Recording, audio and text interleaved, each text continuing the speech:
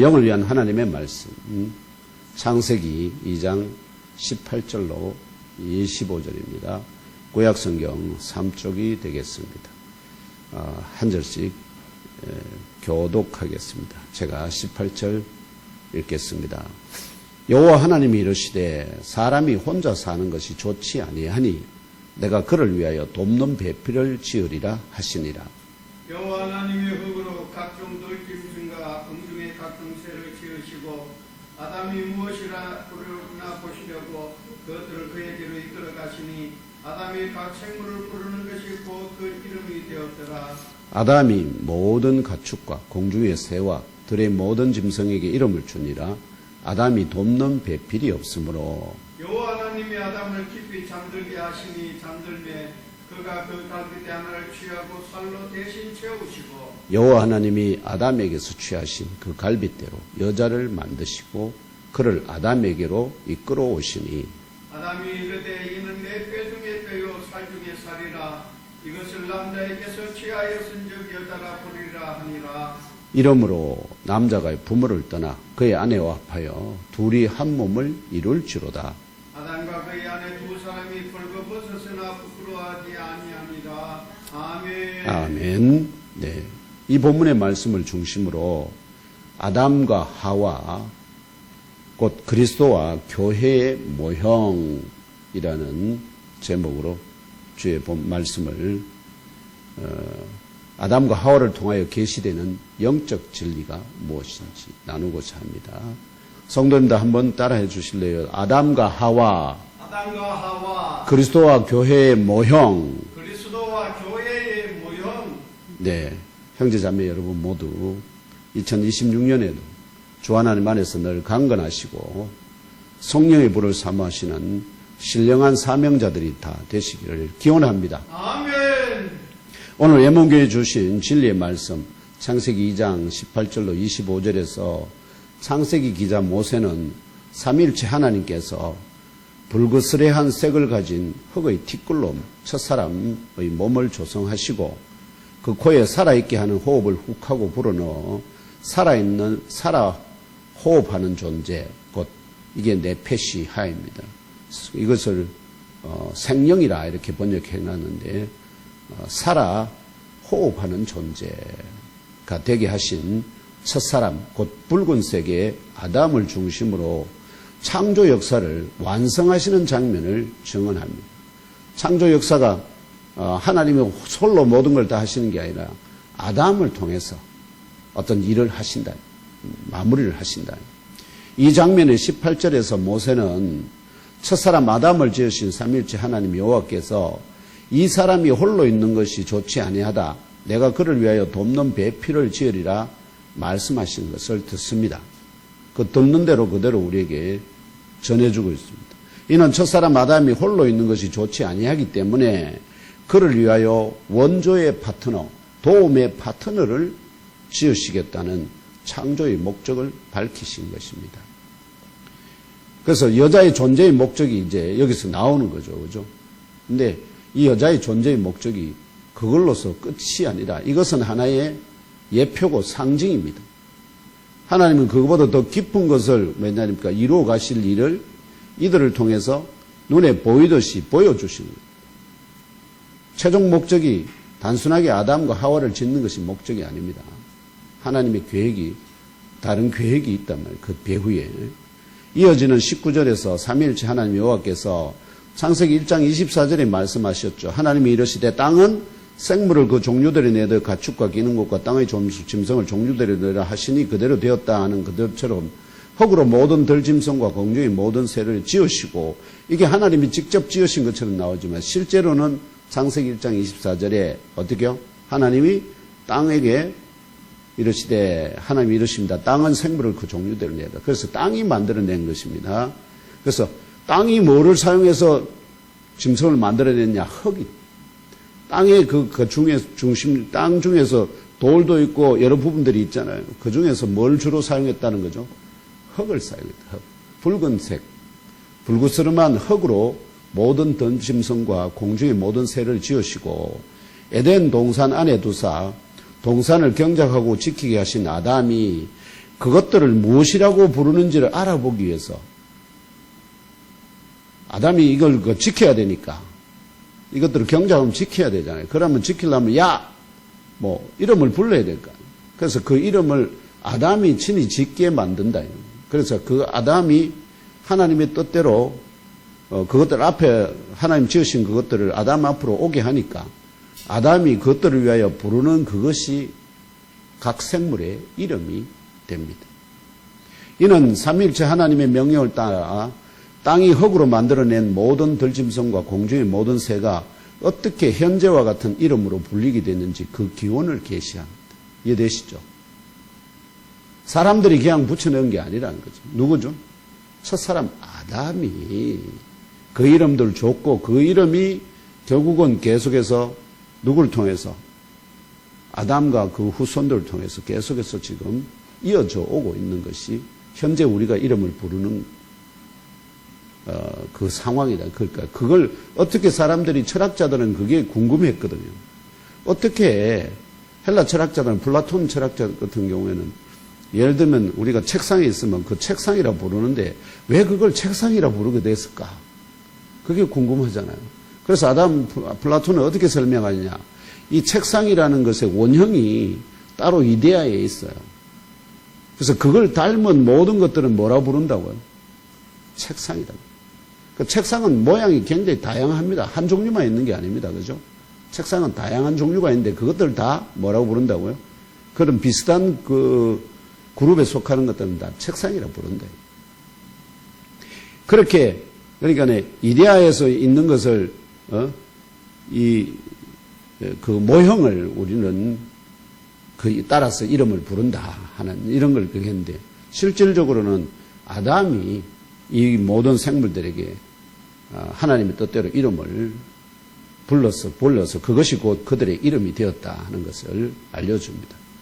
이는 또한 첫사람 아담이 삼위일체 하나님의 형상대로 지음을 받았기 때문에 아담의 생각이 삼위일체 하나님 여호와의 뜻과 작정을 잘 반영한다는. 그래서 청지기 직무를 수행한 청지기 직무를 하나님 뜻과 작정대로 잘 수행하는 존재이다는 진리를 또한 계시합니다. 이렇게 하여 20절의 정언대로 아담이 가축과 공중의 새와 들의 모든 생물을 위하여 이름을 부르지만 한 가지 마지막에 여운이 남는 건 뭐냐니까 다른 것은 다 배필이 있는데 짝이 있는데 아담의 돕는 배필은 그의 앞에 나타나지 않습니다. 증언이 그렇습니다. 아마도 이때 아담이 나의 돕는 배필은 어디에 있지 하는 의문을 마음의 생각에 가졌을지도 모릅니다. 이해되시죠? 네. 모든 건 다 짝이 있어가지고 자 이름을 줬는데 암놈 그 이름 주고 그 암수를 다 이렇게 이름을 불렀는데 마지막으로 자기의 짝은 없다 하는 것을 그런 의문을 제기한다는 것입니다. 그래서 21절로 22절의 정언대로 삼위일체 하나님 여호와께서 아담 위에 깊은 잠이라 할 수도 있고 혼수 상태 또는 비몽사몽 또는 무아지경 이렇게 번역할 수 있습니다. 깊은 잠이라는 것이 아시겠죠? 그래서 이 깊은 잠 위에 떨어지게 합니다. 그래서 아담이 잠듭니다. 여호와께서 잠든 아담의 늑골 곧 갈비뼈로부터 하나를 취하십니다. 살로 대신 그 뼈 자리를 채우십니다.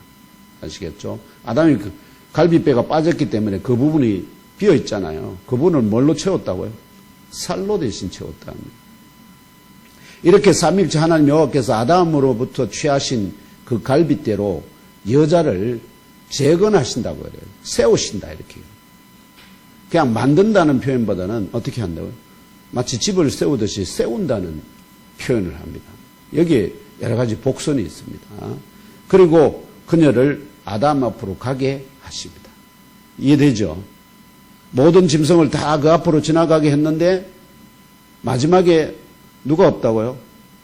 아담의 짝은 없다는 거죠. 그래서 아담을 그때 깊이 잠들게 하고 그의 옆구리에서 갈빗대 하나를 취해서 그 대신 살로 거기를 채우고 이 갈빗대로 여자를 만드시고 재건하시고 그리고 그녀를 아담으로 가게 합니다. 그러면 아담이 당연히 뭘 줄까요? 지금까지 무슨 전부 다 하나님 만드신 것들에 모두 다 이름을 줬잖아요. 그럼 아담이 그 여자에게도 이름을 주겠죠. 그래서 아담이 모든 가축과 공중의 모든 새와 들판의 생물의 이름을 부르듯이 23절의 증언대로 아담이 말합니다. 이는 곧 나의 뼈 중의 뼈요 또한 살 중의 살이다. 이것 곧 뼈와 살을 남자에게서 취하였기 때문에 이것을 여자라 부른다. 여자라. 자기의 살과 뼈로부터 만들어진 세워진 이 여자 존재를 뭐라고 부른다고요? 여자라, 이샤라 부릅니다. 아담의 돕는 파트너로 아담으로부터 취한 그 갈빗대와 그 살로 여자의 몸을 재건하셨다는 신비로운 기원의 진리를 계시합니다. 그러니까 여자가 어떻게 첫 여자가 어떻게 만들어졌다고요? 이 첫 여자라 그냥 하면 안 됩니다. 아담의 무엇을 위해서? 돕는 파트너로 돕는 배필로 세우시기 위해서 첫 여자를 만든 것. 그냥 임의로 첫 여자를 만든 게 아닙니다. 아시겠죠? 아담의 돕는 파트너, 아내로서의 배필로서 만들었기 때문에 아담의 갈빗뼈를 취한 거지. 아담하고 상관없는 다른 여자를 아담을 갈빗뼈를 취해서 만든 게 아니라는 거 아시겠죠? 그게 관계가 있는 겁니다. 그래서 이게 신비로운 기원의 진리입니다. 왜냐하니까 이거는 세상에 수많은 여자들의 존재에 대한 신화들이 있습니다. 이야기들이 만들어진 이야기들이 있는데 그 이야기들하고는 차원이 다르다. 그래서 이로부터 창세기 1장 26절 27절에 하나님이 이르시되 우리의 형상을 따라 우리의 모양대로 우리가 사람을 만들고 그들로 바다의 물고기와 하늘의 새와 가축과 온 땅과 땅에 기는 모든 것을 다스리게 하자 하시고 하나님이 자기 형상 곧 하나님의 형상대로 사람을 창조하시되 남자와 여자를 창조하시고라는 장면과 비교할 때 하나님이 우리의 형상을 따라 사람 만들고 남자와 여자를 만들었다고 했잖아요. 그런데 그렇다면은 남자와 여자를 동시에 만든 게 아닙니다. 지금 보면은 첫 사람을 먼저 만들고 첫 여자를 뒤에 그 몸의 살과 뼈를 취해서 만듭니다. 그러면 이게는 우리의 형상을 따라 우리의 모양대로 사람을 만들고 이거와는 좀 격이 다릅니다. 결이 다르잖아요. 이 구분이 있잖아요. 순차고 있고. 그래서 여기서 말하는 하나님의 형상은 아담과 하와의 구별되는 과정으로 조성된 그 사람에 관한 것이 아니다. 동일하게 그게 오히려 동일하게 그 몸의 코를 통하여 훅 하고 불어넣어서 살아있는 호흡하는 존재. 이게 네페시 하이거든요. 이 살아있어 호흡하는 존재가 되게 하신 속사람. 그 사람은 만들었을 때는 숨 쉬는 자가 아니었잖아요. 훅 하고 호흡을 불어넣은, 즉, 하나님의 형상은 하나님이 사람의 몸에다가 코에다가 불어넣는 그 속사람. 그 속사람하고 관계가 있다는 진리를 계시하는 것입니다. 이게 그런 의미를 담고 있습니다. 이 같은 이유로 24절의 계시대로 남자는 그의 부모를 떠나 그의 여자와 합하여 둘이 한 몸을 이루게 됩니다. 이 창조기사에 그러니까 왜 남자가 여자를 취해서 한 가정을 이루게 되는가 하는 것에 대한 또 기원도 밝혀주는 거죠. 이 창조기사의 마지막 장면에서 모세는 아담과 그의 여자 곧 둘이 벌거벗고 있다. 그럼에도 그들이 부끄러워하지 아니한다고 증언합니다. 이게 그림으로 영상으로 이게 마치 동영상처럼 한 장면이 지나가는 겁니다. 아시겠죠? 그렇다면 삼위일체 하나님께서 왜 하필 아담에게 돕는 배필로서 흙으로 그냥 만들어 주셔도 되잖아요. 그런데 왜 하필 아담의 갈비뼈 중에 하나로 뼈로 삼고 아담의 살 중에 일부로 살을 삼아 그의 여자를 지으셨을까요? 살도 취했다는 걸 알수 왜 아담이 뭐라고 노래합니까? 이는 내 뼈 중에 뼈요 살 중에 살이라. 이것고 뼈와 살을 남자에게서 취하였기 때문에 이것을 여자라 부른다. 이렇게 지금 노래하고 있거든. 선포하고 있거든요. 그렇다면 이 뼈뿐만 아니라 뭐도 살도 남자에게서 취했다는 것을 말해주는 겁니다. 왜 이렇게 아담의 갈비뼈 중에 하나로 뼈로 삼고 아담의 살 중에 일부로 살을 삼아 그의 여자를 지으셨을까요? 또한 왜 남자가 그의 부모를 떠나 그의 여자와 합하여 둘이 한 몸이 되게 하셨을까요? 이건 단순히 사람을 짓고 남자와 여자를 짓고 아시죠? 둘이 한 몸 되는 가정을 이루게 하는 여기에서 머무는 게 아니에요. 하나님은 이걸 통해서 뭔가 뭐를 더 깊은 것을 가르치기 위한 또는 계시하기 위한 상징적인 장면으로 사용하신다는 것입니다. 이 영적 명제를 나누며 삼위일체 하나님 여호와께서 여호와께 온전한 영광과 존귀와 경배와 찬양을 올려드리며 위로부터 임하는 영의 양식과 생수를 공급받는 복된 만남의 시간 되시기를 원합니다. 네. 먼저 삼위일체 하나님 여호와께서 왜 하필 아담에게도 없는 배필로서 아담의 갈비뼈 중에 하나로 그 뼈를 삼고 아담의 살 중에 일부로 살을 삼아 그의 여자를 지으셨는지 알아봅시다. 이 진리의 계시는 각 민족마다 전해오는 신화나 만들어낸 이야기와는 구별됩니다. 잘 아시다시피 여자의 기원에 관한 신화는 각 민족마다 존재합니다. 그러나 대부분의 신화가 가지는 공통점은 확실합니다. 여자는 남자에 비해 열등한 존재로 말한다는 그 점입니다. 전부 다 모든 신화는 아시죠? 이 성경의 진리의 정언 외에는 모든 신화 속에 또는 만들어진 얘기 속에서 여자는 전부 다 남자보다 열등한 존재라. 남자들이 기피해 멀리해야 될 존재로서 어떻게 얘기합니다. 그게 곧 뭘까요? 누구의 뜻에 반하는 걸까요? 잘 보시면 하나님은 어떻게 둘이 뭐 하라는 거죠? 한 몸을 이루려는데 지금 세계에 있는 모든 민족들의 신화는 어떻게 여자는 가까이 해서는 안 되는 존재로 얘기한다는 거예요.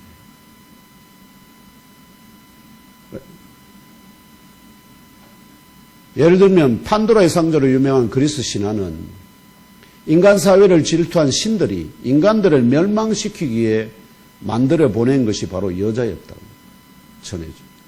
판도라의 상자를 통해서 여자가 어떻게 합니까? 세상에 뭘 갖고 옵니까? 희망만 남겨놓고 그 판도라의 상자를 담아서 인생의 세상은 뭐가 없다. 온갖 불행은 다 있는데 희망이 없는 이제 그런 세계를 세상을 만들고 말았다는 그 모든 책임을 누구에게? 여자에게 전가하고 있다는 겁니다. 또한 불교에서는요. 저도 정확히는 잘 모르지만 불교에서는 3,000급의 죄악이 모여 한 명의 여자가 만들어졌다고 말하기도 합니다. 여자는 순전히 뭐라는 거죠? 죄악의 덩어리라는 거예요. 그래서 부처들은 스님들은 뭐 합니까? 여자들을 멀리하는데 그게 됩니까? 우리 한민족의 신화도 잘 알죠. 사람이 되기를 원하는 곰이 신적 존재가 제시한 과정을 거쳐서 여자가 되었다고 전해줍니다. 그러니까 남자인 환웅에 비하면 어떻게요? 여자인 이 곰은 처음부터 뭐였다는 거죠? 짐승이었다 하는 거예요. 그 여자는 뭐처럼 다뤄야 된다. 짐승처럼 다뤄야 된다. 이런 좋지 않은 아시죠? 그러니까 하나님 뜻에 모두 다 대적하는 방향으로 신화가 만들어져. 이거 누가 뒤에서 조장할까요? 사단이. 하나님의 그 창조 질서를 근본적으로 파괴하는 방향으로. 그래서 유대인들은, 그 히브리인들은 가정에서, 사회에서 아내들에 대해서 어떻게 해요? 이 성경의 진리를 따르기 때문에 굉장히 동등한 권세로, 그래서 뭐까지 부여해 줬냐면은 재산을 상속받게 해주고, 그 다음에 어떤 사회적인 결정을 할 때도 그들에게 결정권을 준다는 거예요. 투표권을 준다는 거예요. 처음부터 그랬다는 거죠. 처음부터. 이게 다 다르다는 이스라엘, 유대 나라예요.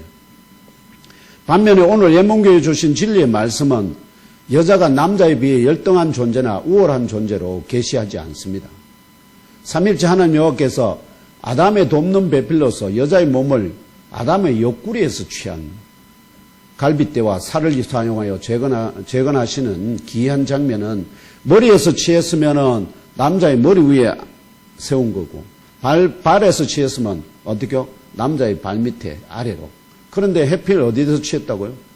중간, 옆구리, 바로 옆이라, 옆. 그래서 이러한 그 기이한 장면은 뭘 말씀하시냐? 한 세 가지 정도를 말씀드릴 수가 있는데, 첫째, 하나님이 세우시는 가정에서, 이건 가정하고 관련된 건, 하나님이 세우는 가정에서 아내 된 여자가 남편 된 남자의 위나 아래가 아닌 옆의 동등한 존재로 세우신다는 진리를 상징합니다.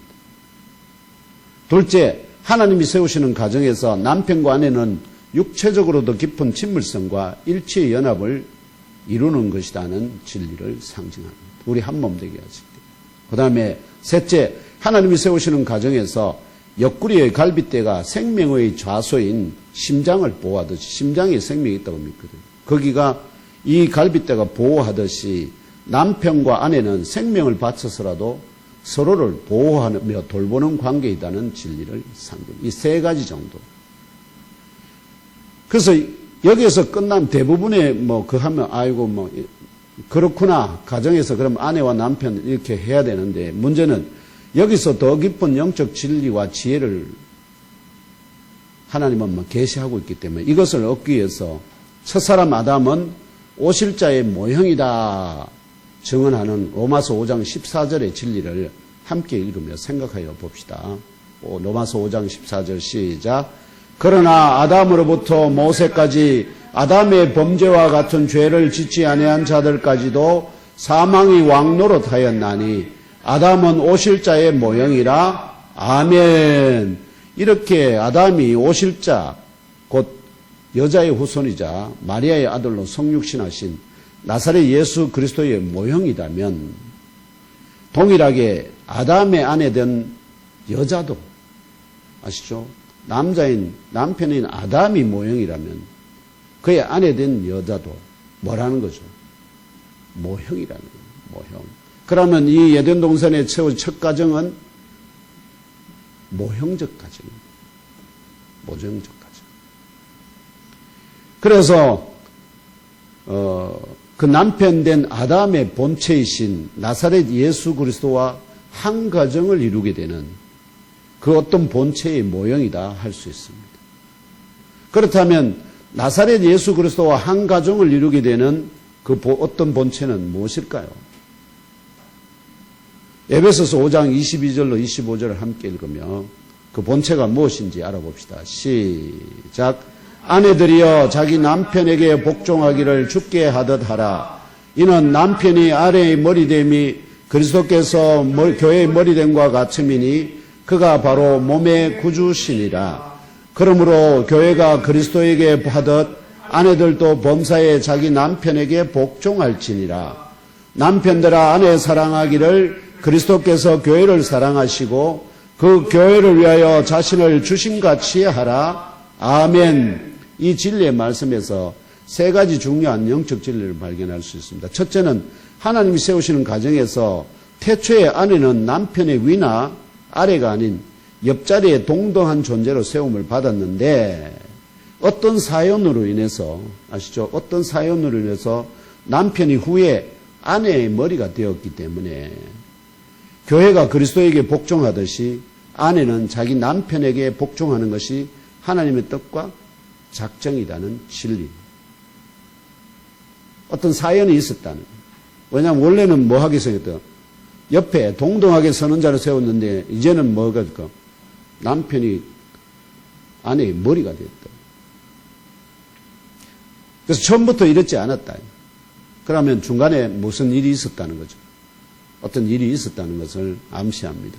둘째는 어떤 사연으로 인해 남편이 후에 아내의 머리가 되었기 때문에 이제 오히려 남편이 아내 사랑하기를 그리스도께서 교회를 사랑하시고 그 교회를 위하여 자신을 주신같이 하는 것이 하나님의 뜻과 작정이라는 진리. 이게 아내 사랑하기를, 그리스도께서 교회를 사랑하시고 그 교회를 위하여 자신을 주신같이 하는 것이 하나님의 뜻과 작정이라는 진리입니다. 어떤 사연이 있었는지는 다음 주일에 함께 나누어 보도록 하겠습니다. 셋째, 이게 가장 결정적인데요. 남편이 아내의 머리됨과 같이 그리스도께서 교회의 머리됨과 같다는 진리입니다. 그래서 남편이 아내의 머리라면, 그리고 그리스도께서 교회의 머리라면 결국은 이 비유 관계에서 그리스도는 교회의 뭐라는 거죠? 남편이라는 거죠. 남편이고 교회는 그의 아내라는 거죠. 달리 말하면 그리스도와 교회의 관계가 하나님이 상징적인 모형으로 세우신 첫 가정의 남편과 아내 관계의 본체이라는 진리입니다. 이것을 미리 어떻게요? 하나님께서 창조의 역사 가운데 첫 가정을 세우심으로 과정에서 그것들을 디테일하게 다 보여주십니다. 어떻게 그리스도와 교회가 한 가정이 되는지. 그러므로 나사렛 예수 그리스도와 한 가정을 이루게 되는 그 어떤 본체는 바로 교회입니다. 교회. 그 교회들 가운데 성령으로 머리와 연합된 그분의 몸된 교회, 곧 예몸 교회가 바로 그 교회입니다. 결론적으로 삼위일체 하나님 여호와께서 아담에게 돕는 배필로서 상징적으로 아담의 갈빗대 중에 하나로 그 뼈로 삼고 아담의 살 중에 일부로 살을 삼아서 그의 여자된 아내된 여자를 지으신 영적인 이유와 목적은 삼위일체 하나님 여호와께서 세우시는 참 가정의 머리 대신 하나님의 아들 그리스도 예수의 영적 아내로 세움을 받을 교회가 그분의 영적인 몸과 유기적인 관계를 갖게 될 것을 상징적으로 계시하기 위함이라는 영적 진리를 깨달아 아시고 믿고 심령 가장 깊은 곳에 잘 박은 빈 못으로 영접하시기를 머리 대신 예수님 이름으로 축복하며 기도합니다. 아멘. 다시 말씀 안 드려도 되죠?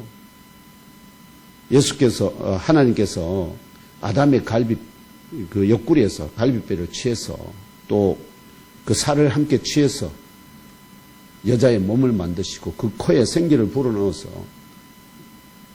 살아 호흡하는 여인을 만드셨는데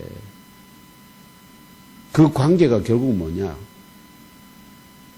그리고 둘이 한 몸이 되는 한 가정을 이루게 하셨는데 그것은 결국은 하나의 상징이었다.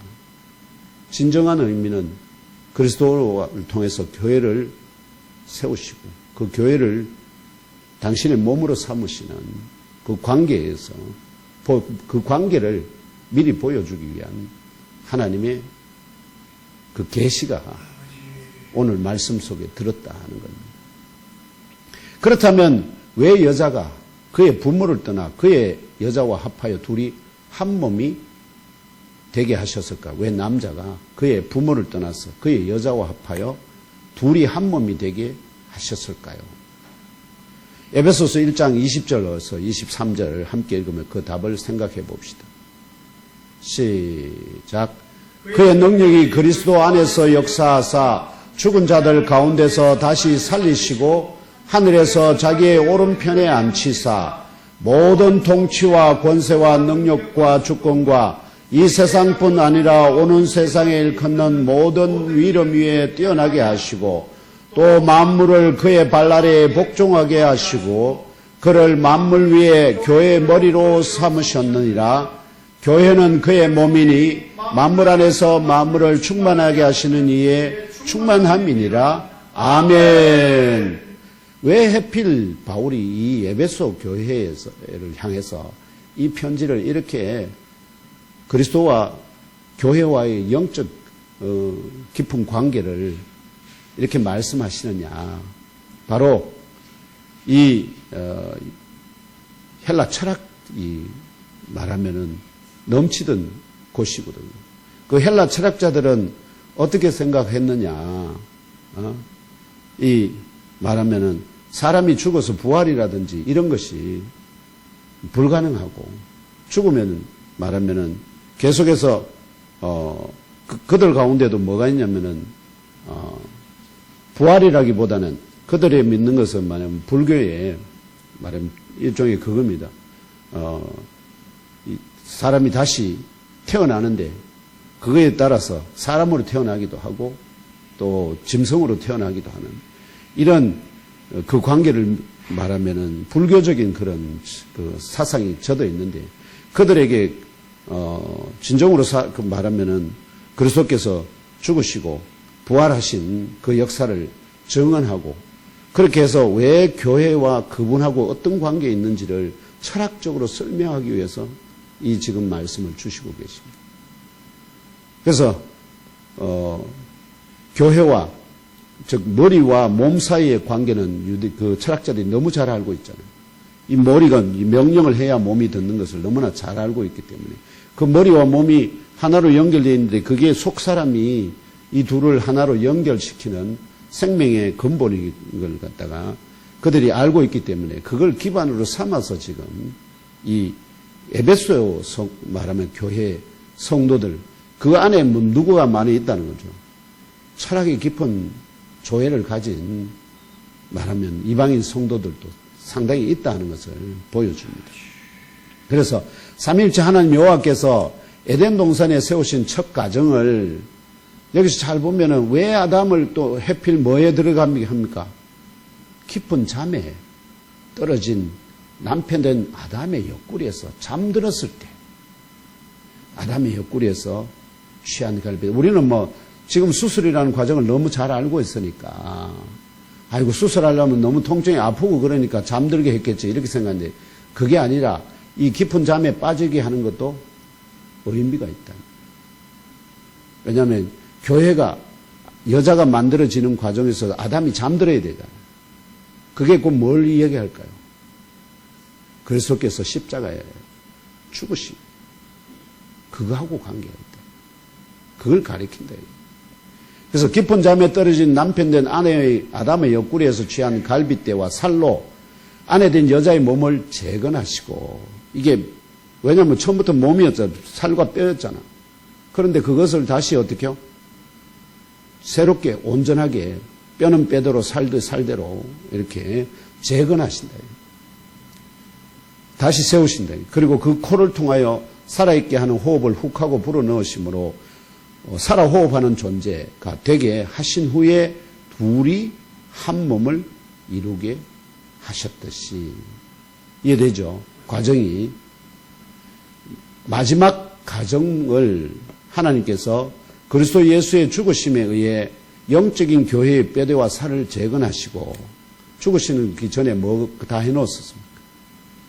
교회를 이룰 120문들을 준비해서 어제 마가의 다락방에 이미 그들을 세워놓잖아요. 이게 재건하는 거예요.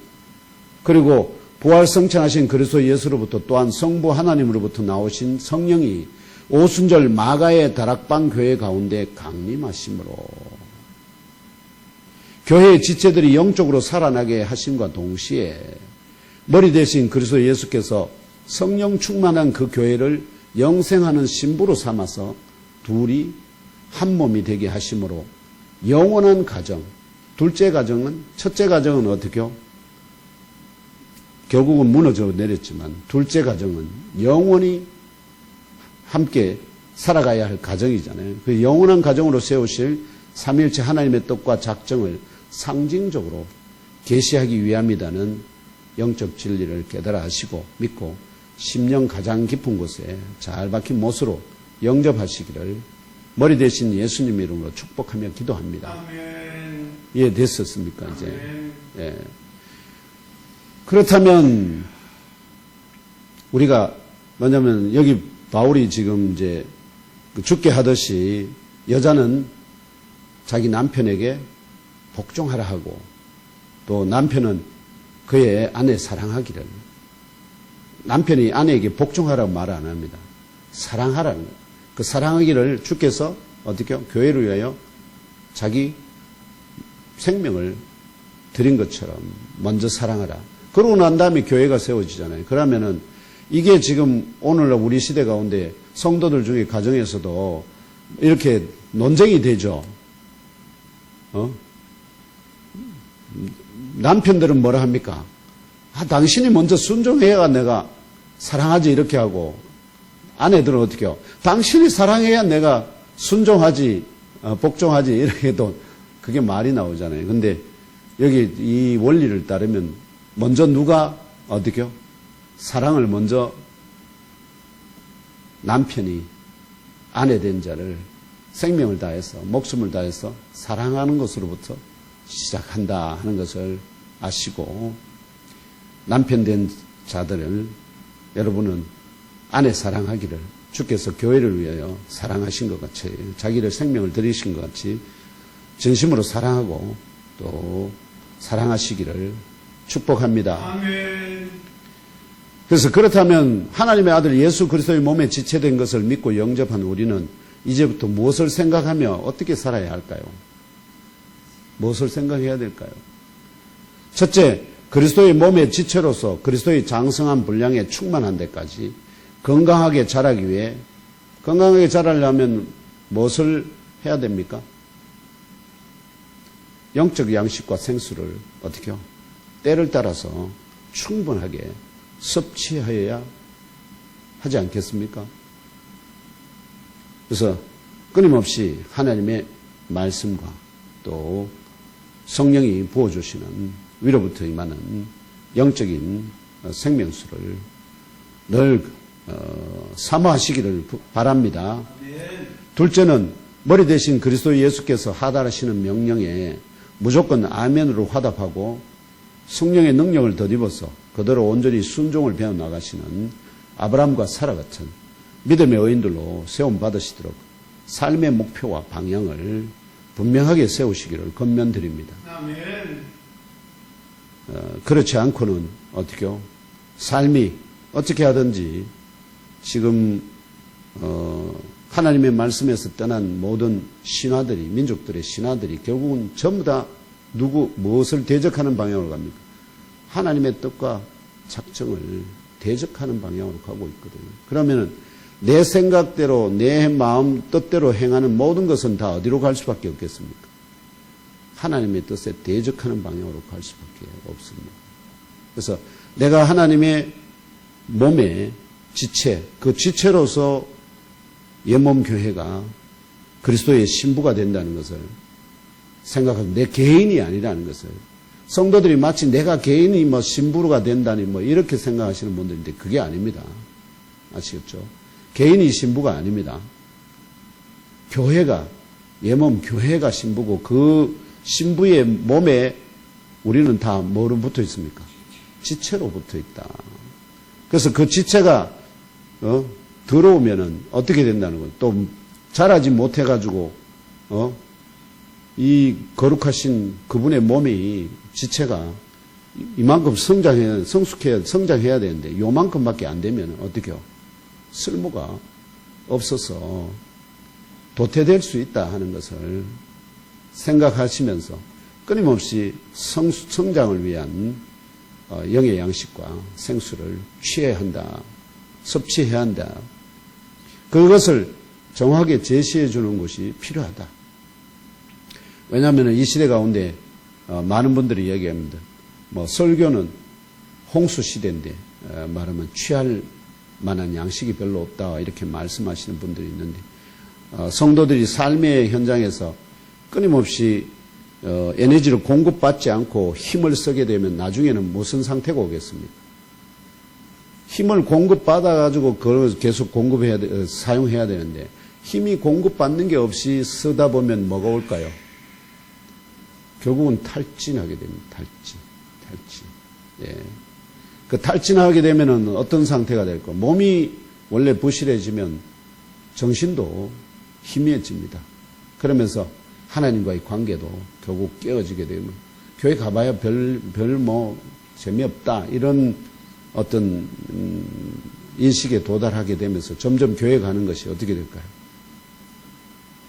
오늘 어떻게 하면 안 갈 수 있을까 하는 그런 것들을 찾게 된다 하는 것입니다. 그래서 그리스도의 몸에 지체된 것을 믿고 영접한 우리는 이런 문제들을 끊임없이 생각하면서 그분으로부터 영의 양식과 생수를 또한 믿음의 의인으로 세움받는, 그래서 주께서 말씀하시면 무조건, 왜냐하면 내가 내 손에게 명령하는데 내 손이 안 들으면 그게 내 손일까요?